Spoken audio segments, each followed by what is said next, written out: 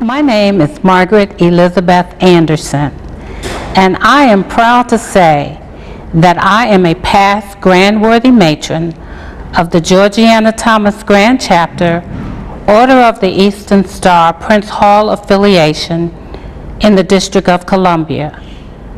I would say that I was probably the 112th Grand-Worthy Matron to serve this Grand Chapter. I became an Eastern Star in 1981.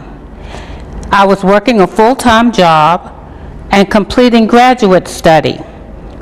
I felt there was something missing. After my thoughts were shared with a colleague at work, who herself was a member of the Order of the Eastern Star, she convinced me that charitable work in which the Eastern Star was engaged might be the way for me to reach out and help others, which ultimately I realized that God would be praised by my efforts. I joined the Eastern Star in 1981, elected chapter number 6. My vouchers were Anna Northington, who shared with me the charitable work in which the chapter was engaged. Betty Gladden, who helped me to understand the sisterhood and the relationships we form and how we become an extended family.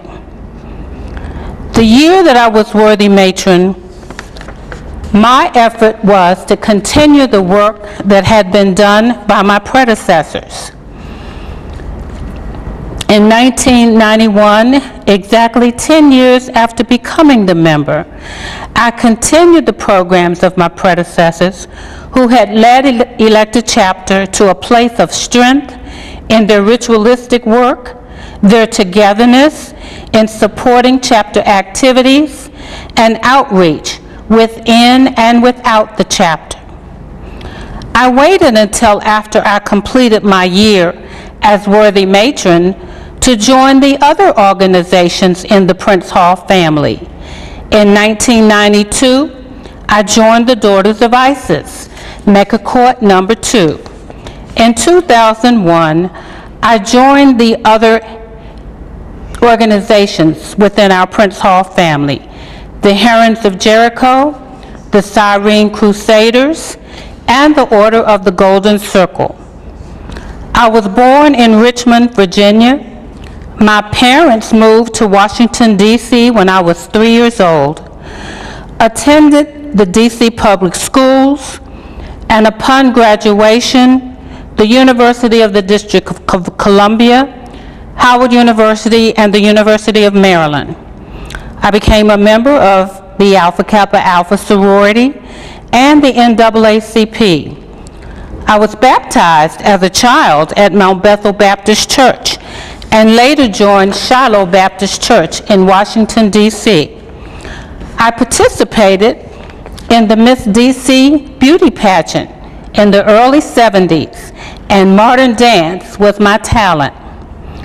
I remember being very impressed with past Grand-Worthy matron Ruth C. Smith.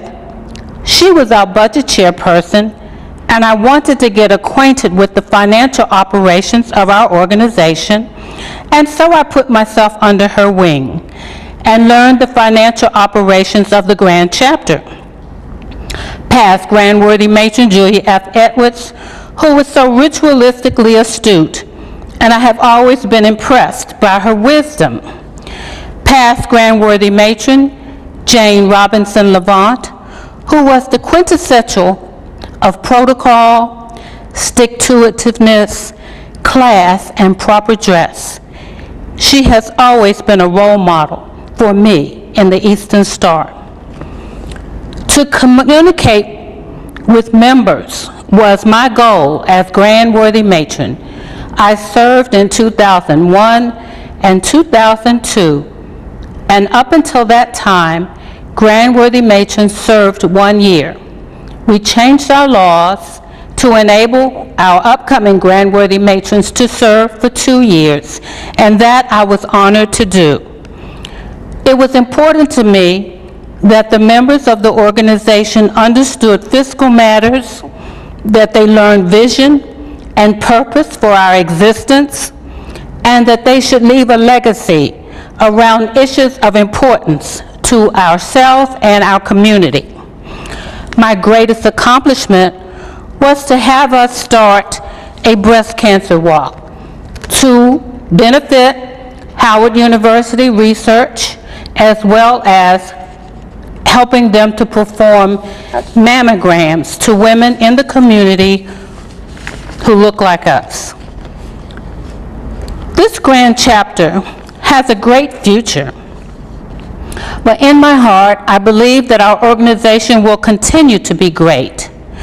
However, I feel that to be stronger, maybe some of the 15 chapters that we have might consider bonding together, and I do believe that stronger is better than bigger. So we'll be able to grow. We've been able to grow our numbers of young people to help us restore the loss of membership due to the elders retiring from work. The commitment level has changed because in the 21st century, there are so many organizations and activities to hold our young people's interests. Smaller, more tight-knit chapters might increase the organizational longevity. I am the oldest of 5 children, 4 sisters and a brother.